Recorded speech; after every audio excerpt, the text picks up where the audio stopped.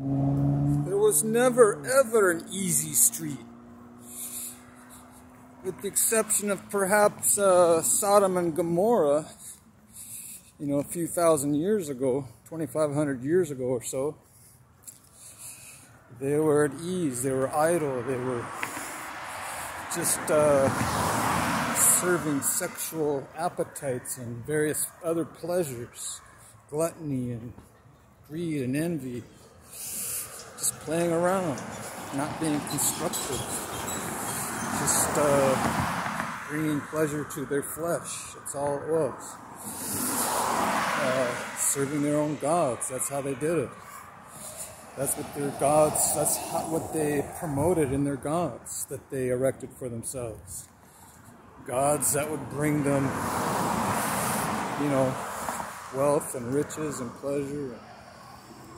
But we know what happened to Sodom and Gomorrah as an example to all the other nations and peoples of the earth that would follow after them. Not to do that, not to do those things, those wicked things. They were considered a wicked, abominable nation. Those Sodomites and Gomorrites. They were doing some very, very, very bad things according to the God of Abraham and Jacob and Isaac. They were doing things that were against God's law and natural law. There is natural law. Natural law was designed by God. Things that should not be, things that you should not do.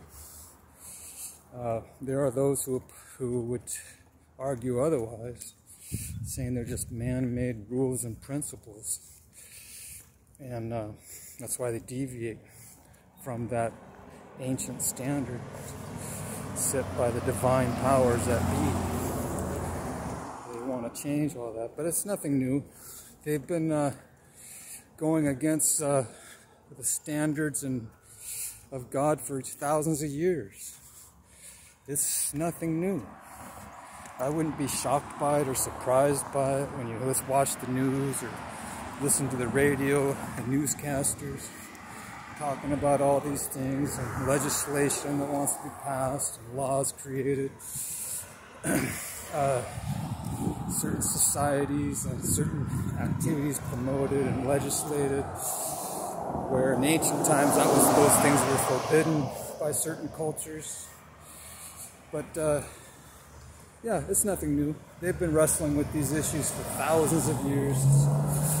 So you get these guys up on their pulpits and they try to use current examples saying that it's the end of the world and we're all doomed, and they say all these things from the pulpit.